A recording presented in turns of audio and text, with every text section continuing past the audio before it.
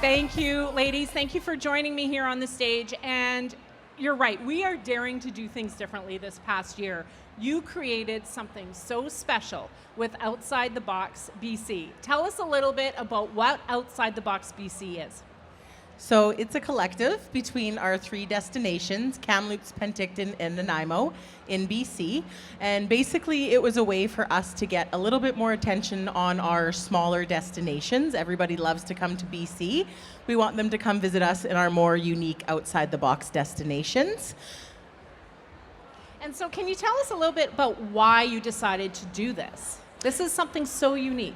So you can submit one RFP to all three of our destinations by going to our website, outsidetheboxbc.ca.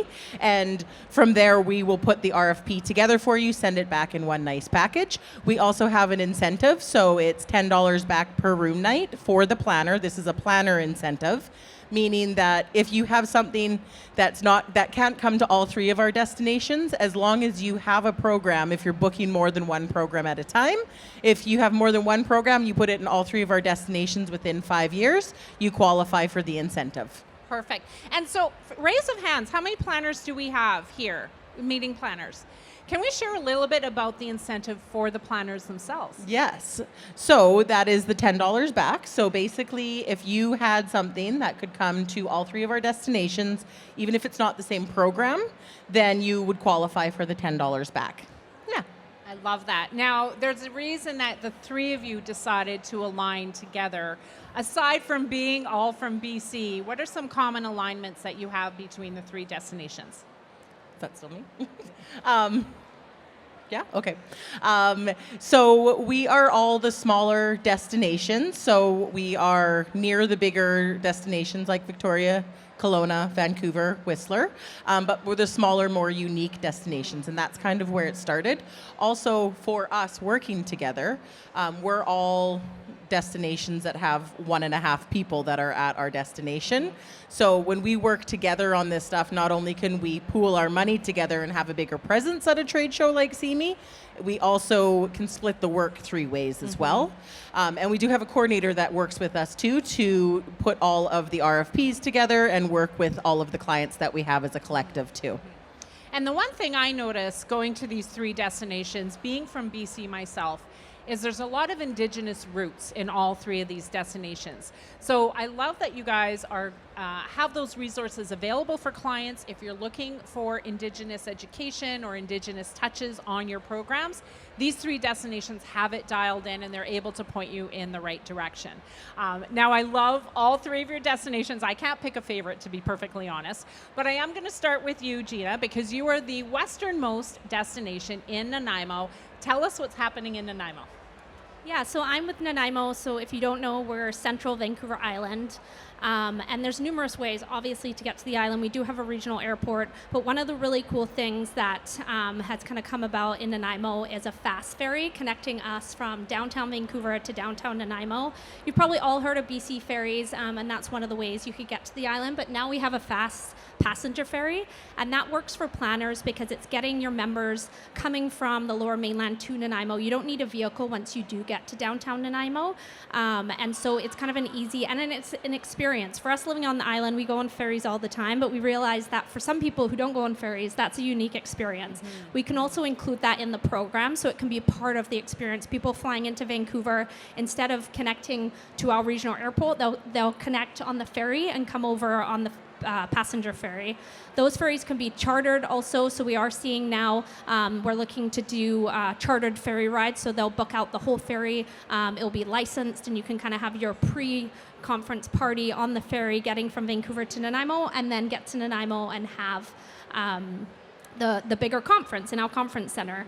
Another awesome thing, Leanne was speaking about Indigenous experiences, so we have an Indigenous owned hotel, which is the Courtyard by Marriott. It opened only a year ago, and so it's owned by Sununjuk First Nations, which is our nation in Nanaimo, and they incorporate a lot of their Indigenous experiences into that hotel. You can also do a walking tour with one of their elders in the area, and once you walk into the hotel, you know straight away that it's Indigenous owned. They have all their art throughout the building, and so yeah, those are the new and happening things in Nanaimo.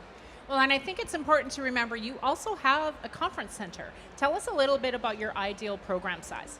Yeah, so we have a conference center that can fit up to 1,000 people. So it's 38,000 square feet. It's a standalone conference center, but it is just steps from three of the biggest hotels in downtown Nanaimo.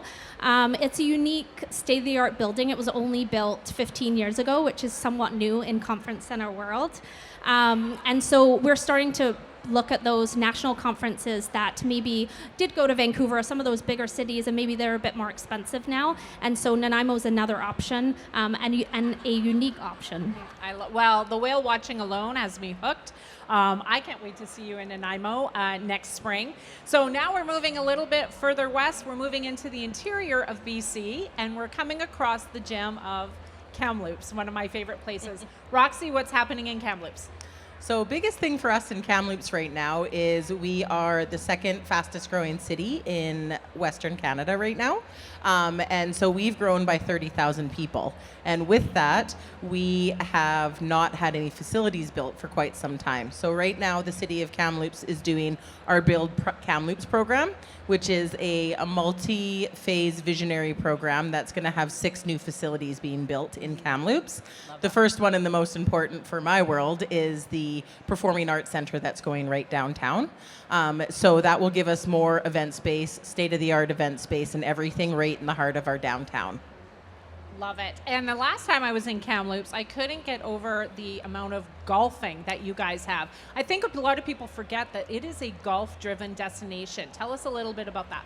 Yeah, so golf and mountain biking are 2 of our most popular things. Mountain biking also is like, we're a mecca for mountain biking. A lot of pro mountain bikers will come and they will train in Kamloops. And then our golf courses, we have 12 golf courses.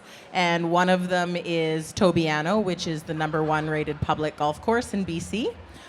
So yeah, those are always great for meetings and conferences. Everybody also always loves to throw a golf game on the end there. Yes, no doubt. Well, and my sons would love to explore the mountain biking, and Harper Mountain is one of those meccas. What do you guys do up on Harper Mountain? Yeah, so Harper Mountain is actually a family-owned ski hill that is within Kamloops boundaries. And you can rent out the lodge. You can do a private function for night skiing. You can do a private function for night tubing. They have bonfires and everything. So a really cool, unique, outside-the-box networking event that you can do at your conferences. And I know everyone is thinking, okay, can I still get wine when I go to Kamloops? But they get more than wine. They get an incredible experience. Tell us about your favorite winery there. Yes, so Monte Creek Winery is one of our largest, it is our largest winery. So we have 4 wineries in Kamloops, one of them being Monte Creek. They really focus on sustainability. They actually just built a new production facility, and it's all gravity fed. So it's on the side of a mountain, and it has a whole bunch of windows at the top. So they open them for different vacuum suction that they need, and that's how it bottles and filters itself. Yeah. So it's 3 stories, and it goes down, and it's really cool in there. And they've actually started using it for event space as well. So you can use that as a unique event space for your conference as well. It's stunning. It's one of my favorite wineries in Canada, and believe me, I've seen them all. I love Monte Creek. However, if you need more than 4 wineries, I'm going to take you roughly 3 hours southeast of Kamloops into one of my favorite destinations, and that is Penticton. Karen, what is happening in Penticton? We always have a lot happening in Penticton. First, I would like to just let everybody know that we have the largest trade and convention center in the interior of BC. I think that's a little known fact. Mm-hmm. And we also have a beautiful resort hotel and conference center that's right on the south shore of Okanagan Lake. Mm-hmm. Beautiful views. Mm-hmm. What's happening that's new is we have a few new hotels. We're adding to our conference rooms all the time. We can host 1,200 people easily. But I think for outside the box, we like to tell everybody that 600 is our sweet spot that we can all host. Well, I recently had a client use the convention center. It was roughly about 400, 500 people, I believe. So booked a lot of different hotel rooms, but I think what people fail to recognize is the sheer volume of space at the PTCC. My particular client drove 12 school buses into the PTCC and still had buckets of room to host the education part of their program. So lots of space for those larger programs, and now all this hotel rooms to support as well. Absolutely. Plus, Penticton is a really walkable city. What that translates to is your delegates can move from hotel to conference center to off-sites without hiring transportation. And that is a very big cost savings for planners, as well as less liability. Agreed, and I've done the walk myself, but tell us a little bit about the very fun off-sites that are within walking distance of the center.